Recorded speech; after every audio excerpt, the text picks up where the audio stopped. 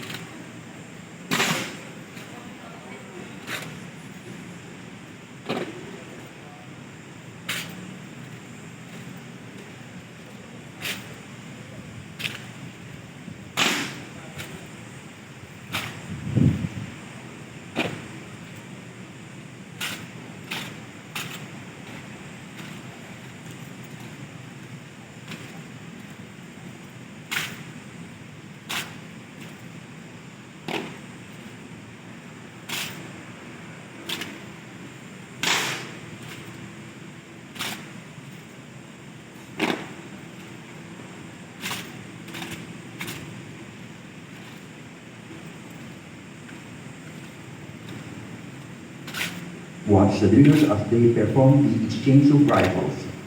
The exchange of rifles is a symbol of sharing, which is vital to the core. Sharing of knowledge, wisdom, and traditions, which while that present-day Marines is no different from Marines that came ahead of them. In like manner, it symbolizes the legend Marine superior core and loyalty to his combat arms. The essence of brotherhood is never-ending fun that holds the core. It is a saying that once a Marine, always a Marine.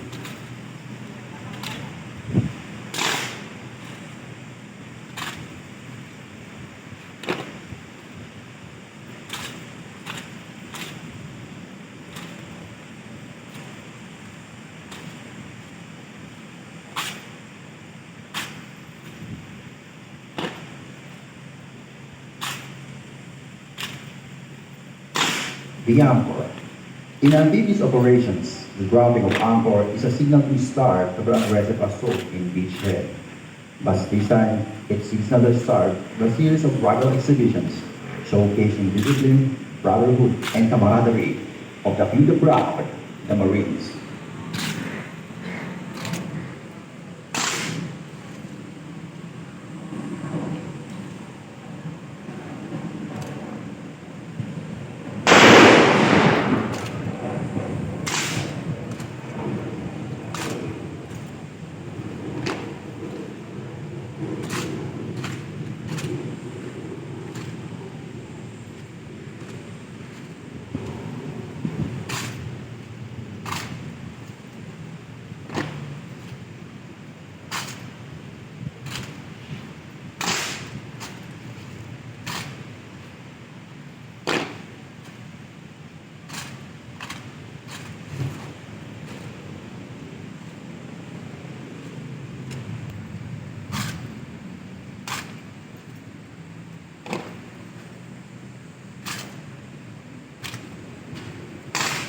Rival rotation.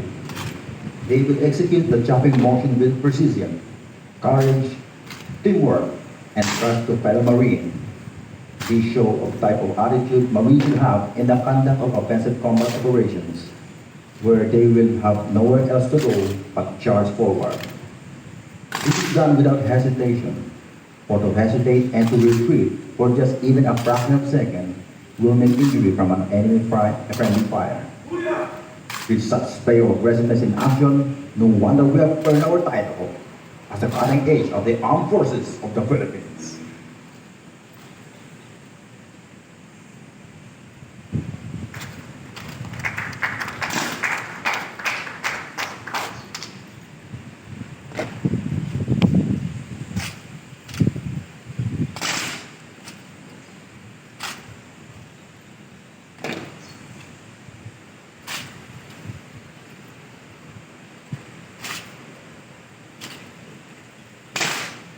This formation.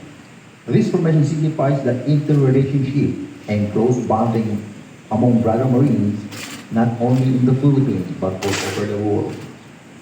Since its creation in 1950s, the Marines have shared blood that dropped in the beaches and islands of Sulu, Basilan, Tawi-Tawi, Central Mindanao, and other tropical spots across the country.